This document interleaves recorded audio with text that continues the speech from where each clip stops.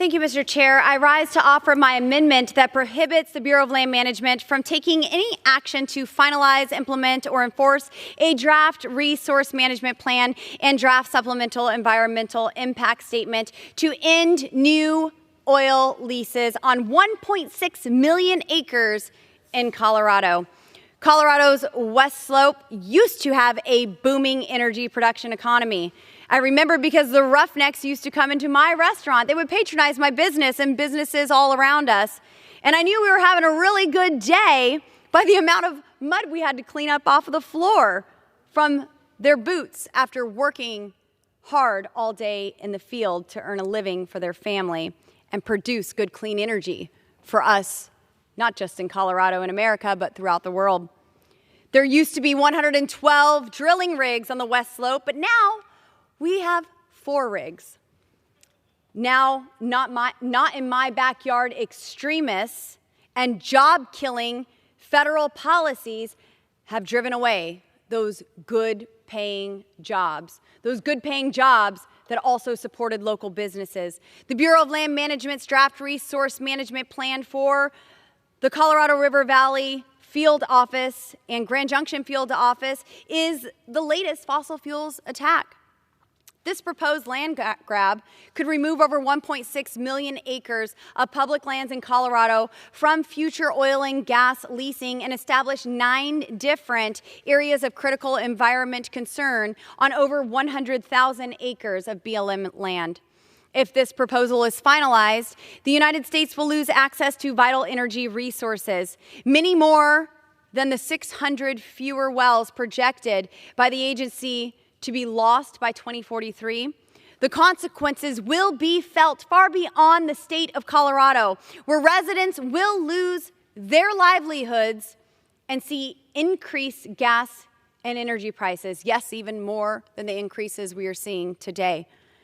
BLM is proposing to close all areas with no known low and moderate oil and gas development potential and is basing its analysis off the oil and gas potential on out-of-date information that does not take into consideration modern technology.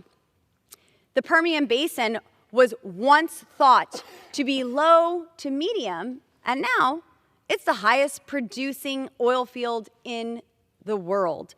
As a result, the Permian Basin would be closed if this proposal had been in place in New Mexico and Texas prior to the significant amount of production that is now occurring. This proposed land grab is nothing short of partisan politics meant to further restrict access to the oil and natural gas development that could reinvigorate the economy of the West Slope of Colorado and help ensure energy security for all Americans. There are already stringent standards and requirements in place for oil and gas producers that aim at reducing environmental and cultural impacts. This proposed rule is yet another blatant land grab disguised to dismantle the fossil fuel industry and force a green transition, closing the door to over 1.6 million acres of vital public lands for energy development is not just an issue of economics. It's a threat to our nation's energy independence and security.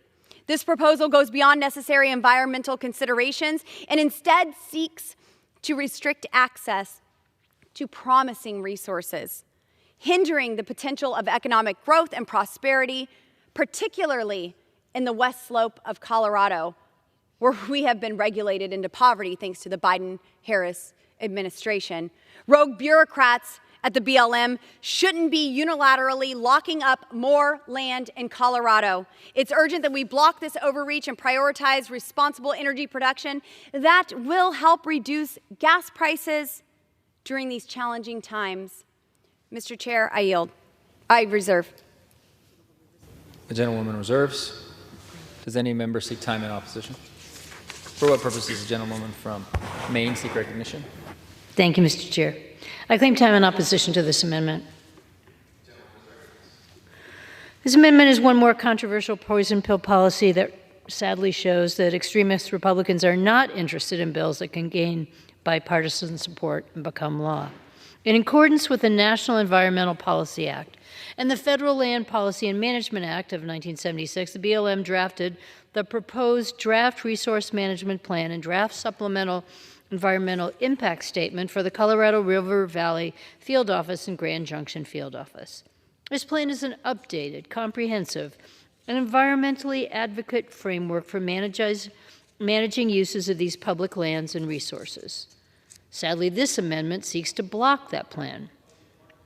We are here to protect the welfare of the American public and preserve our public lands and resources for future generations. Once again, my Republican colleagues are disregarding the law and trying to circumvent the rigorous process that is in place to update resource management plans. The amendment also nullifies the public comments that have been collected by legislating the outcome.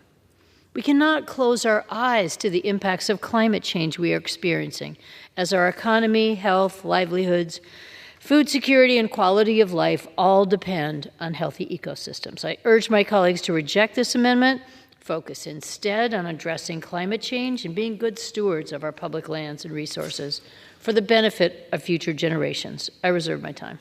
The gentlewoman yields. The gentlewoman reserves. The gentlewoman from Colorado is recognized.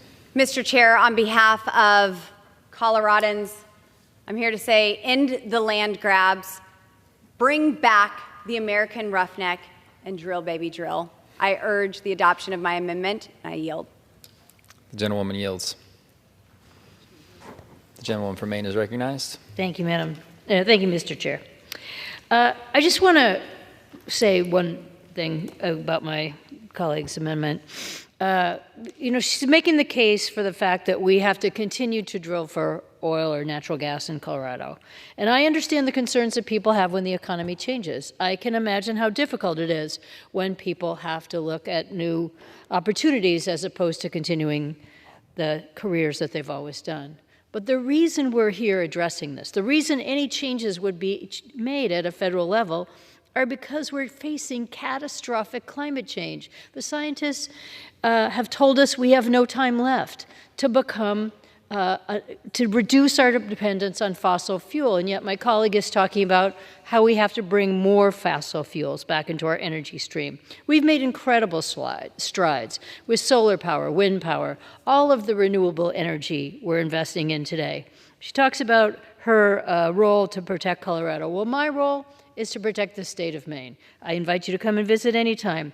The ocean in Maine is warming at a rate 99% faster than the oceans around the world. I talked to a fisherman this weekend when I was home, and I asked him how fishing was going this summer as the weather has warmed up, as the ocean has warmed up.